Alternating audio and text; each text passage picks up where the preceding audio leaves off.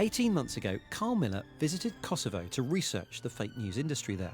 And now, as part of the BBC's fake news season, we've sent him back to see how Facebook's war on fake news has changed the landscape. The thing that really intrigues me about Kosovo is that this is the youngest country in Europe. It's got one of the best internet connections in Europe. And the internet is really seen as one of the main drivers to gain access to international markets and work. 18 months ago, these factors meant that Kosovo's fake news industry was bustling. But after the social media clampdown, what, if anything, has actually changed? It's wild these days. It's wild, yes, because a lot of people make a lot of money. My journey begins meeting Gaz. It is hard to get fake news merchants to speak on camera, but Gaz says after several years he's now given it up. But he certainly seems to be well plugged into the scene. Here he is showing me an invitation-only closed group on Facebook, where fake news merchants swap and sell and trade secrets. This is a starter pack for fake news. Yeah, definitely. I'm told that up to 40% of Kosovan youth are involved in fake news. Who could be a fake news merchant? Everyone who owns and knows how to use a computer. Do you have to be like technically savvy? Do you have to know how to code? Not really. Even to get around all of kind of Facebook's detection techniques? Most of these fake news merchants copy, paste these stories, Gaz tells me the scene is still very active. But as Facebook has clamped down, the focus of fake news merchants has started to shift.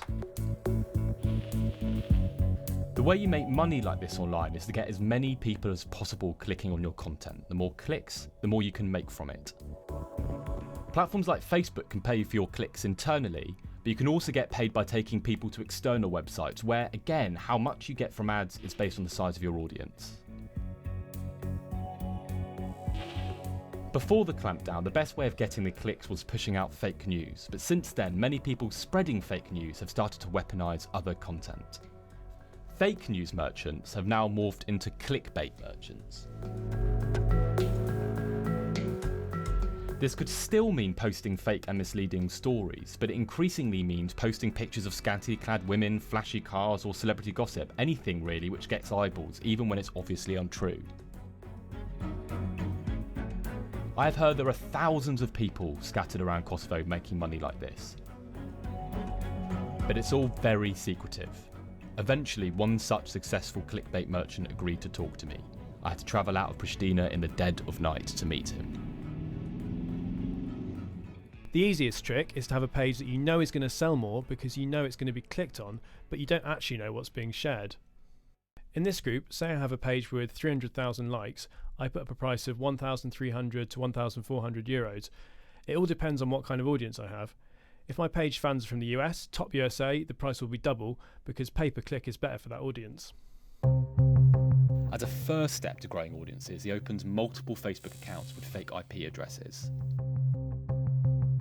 Yes, I can open 10 tonight with different IPs. Some will get shut down, some not. It depends how well you can cheat Facebook, really. So do you spoof IPs? We change our IPs so that we don't all open accounts from the same address, because otherwise Facebook will spot it and shut them down. And then he adds eye-catching content to get the clicks in. There are different ways. We sponsor ads and open fake profiles, mostly of girls, and then we like pages with these profiles. And we'll also share the pages among the pages we already have. So you like grow a new page by linking it to one of your more mature pages, and when that's got to a big enough size, you might sell it. Yeah, that's how it works. For instance, I have a page with cars that has 200 to 300,000 likes. When I posted the new page I'm trying to grow it on, I can easily get 10,000 likes. In just an hour or two, I can get 2,000 or 3,000 likes from that original posting. And there's a lot of money to be made from this. I have a page about cars with 100 or 120,000 likes. I bring that onto my Facebook page, and with that audience, I can earn $50 to $60 a day. With several such sites, it comes to hundreds of dollars a day compared to, say, the average salary of $300 a month. There's absolutely little wonder that this is happening on an industrial scale throughout Kosovo. Would you recommend that career for young people now? Yes, of course. For anyone who can get around and understand this world, it's worth it. You'll never be broke. I came back to Pristina to see more about what's going on under the bonnet of the fake news industry. There's The Facebook closed groups that Gaz showed me was where the buying and selling of pages and audiences was all happening. He's selling Facebook pages, thousands of followers. Here he's showing me a Facebook page with 189,000 likes that is up for sale, but you can also place orders. This person is asking for a website that will generate daily traffic of 10,000. But all this buying and selling of pages with huge audiences, or false accounts, of fake likes, of fake IP addresses, it's all against Facebook's rules, and this community knows how to work around the system. And so this is constantly happening. These groups are shut down and start up again, shut down and start up again. Yes, because these people know each other, so they work together again, inviting people, those who are interested. People know each other, And there are strong norms against speaking out, which is why they're so secretive. Ironically, it's the weapon of fake news itself that is used against anyone who betrays the group. Yes, they can report me to Facebook. They could say, hack my page, post fake news. And if they present a convincing justification, Facebook believes them. Because in the end, this is all about the money. Big money.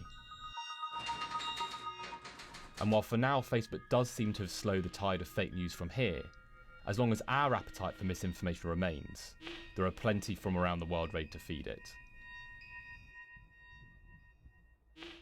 Wow, that was Carl. This is Carl. What a fascinating story. What are your impressions of the people doing this that you met over there? It seems to me a bit like a startup kind of culture. They are. I mean, they're young, they're dynamic, they're entrepreneurial, they're out there finding opportunities, and they're not monsters. I mean, they're doing something which is wrong and can have really harmful consequences for all of us, but they're also doing something which is actually giving them, for once in their lives, a decent living. Also, in their eyes, they often think, well, this clickbait kind of says more about us than it does about them. I mean, they're simply trying to share us the content which we click on. So the motivation is obvious. They can make a lot more money than they can doing other jobs, but ultimately they are doing something which does no good. I mean, it is all the nasty stuff at the end of the web page that we're invited to click on. So are there opportunities for these people to use their skills in a better way? There are far too few opportunities for them to use their skills in any other way. So I've kind of began to see kind of fake news and clickbait, at least in the context of Kosovo, as a bit like a kind of cash crop of poppies.